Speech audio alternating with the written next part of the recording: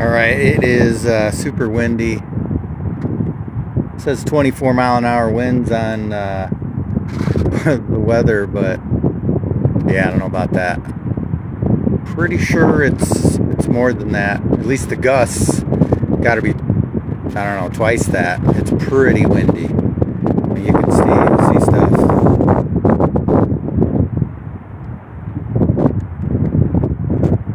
Well, not the second. But there are some crazy gusts that come through.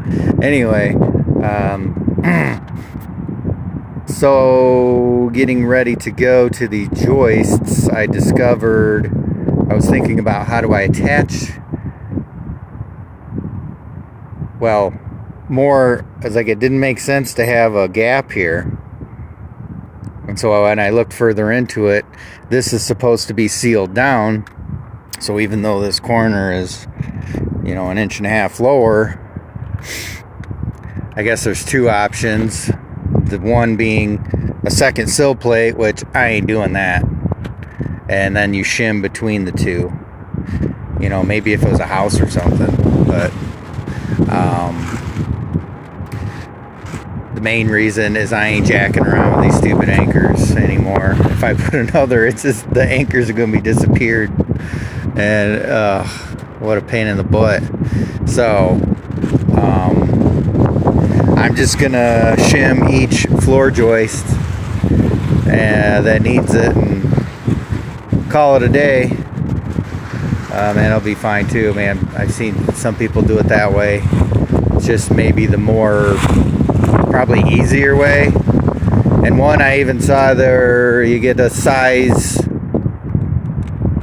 larger piece of lumber for the rim joist that goes around the outside, and then rip it at the wedge angle that you need.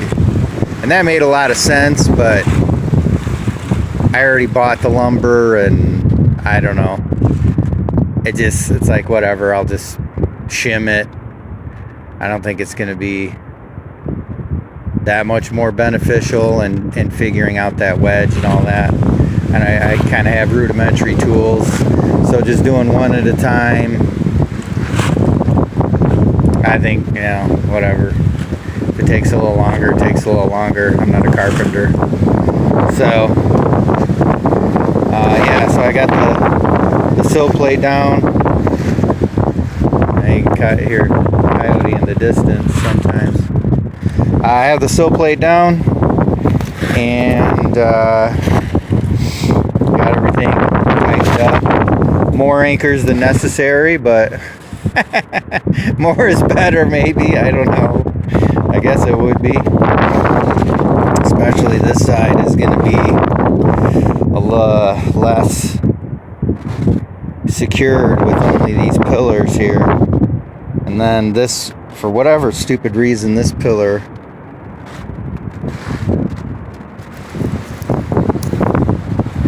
was almost a half-inch lower, so I made some shims out of the treated boards I had, 2x8s, and filled it in on the other side. I don't know, maybe it wouldn't be a bad idea to put one here and one in this gap as well. So yeah, maybe I'll do that. Just I don't know that it really matters because most of the force is going down. Still, the force is going to be on these two anyway.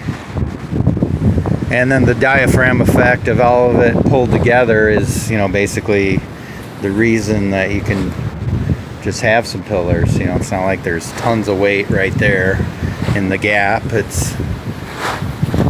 I'm using oversized lumber anyway for the joists, for what I think 2x8 would be more perhaps normally even 2x6, and I'm using 2x10, so